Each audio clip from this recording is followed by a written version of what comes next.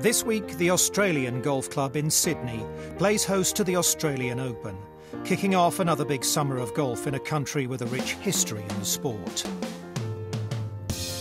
In addition to providing 3 spots in next year's Open at Carnoustie, the tournament also gives Aussie fans a chance to see some of the game's biggest names up close. This year is the 102nd edition of the championship, and an all-star cast is once again in town.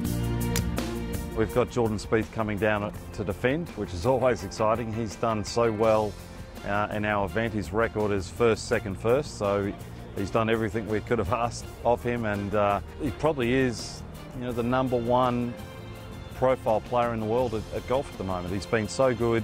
He's won 3 majors. He's the reigning Open champion. The crowds, really gravitate towards him. Setting the stage for what could be an exciting head-to-head matchup between a pair of major champions, home favourite Jason Day will tee it up alongside Spieth.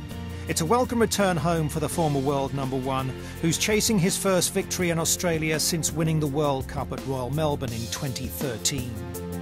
We're excited to have Jason playing the Australian Open. He hasn't played it for a while. In fact, it'll be his first time back to Australia since he won the US PGA in 2015.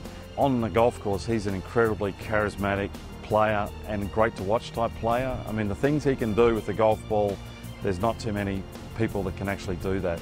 So I think for Australian crowds to see Jason and to be able to watch him live is a real treat. We've got Sergio Garcia playing the PGA this year, which is really exciting.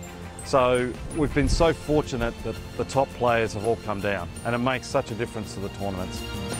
There'll be plenty of big names heading to Australian shores in 2019, following the announcement that Royal Melbourne will once again welcome the President's Cup.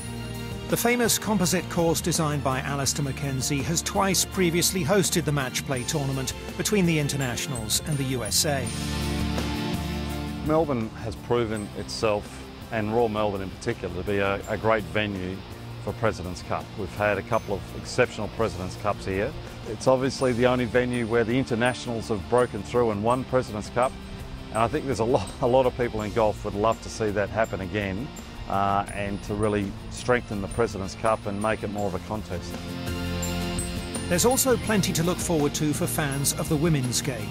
The South Australian capital city of Adelaide will play host to the stars from the LPGA Tour in mid-February 2018.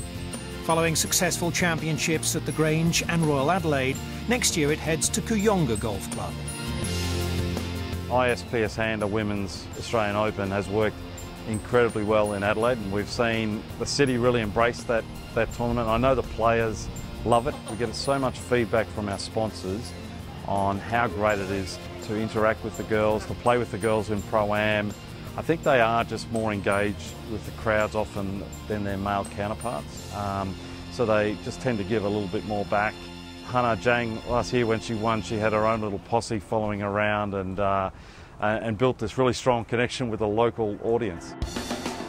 With Hall of Famer Kari Webb leading the way, Australia continues to produce winners on the LPGA Tour.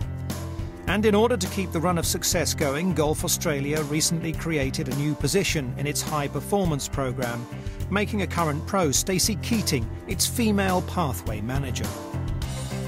Stacey's there really to help provide some guidance to the young girls as they come through.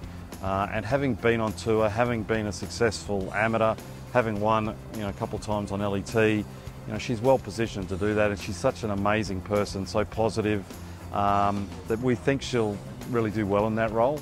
As a sport, we need to do more with women and girls and create a better sport for women and girls, and handle women and girls playing golf better than we have, say, over the last 30 or 40 years. And I think there's a recognition around the industry that that's really important.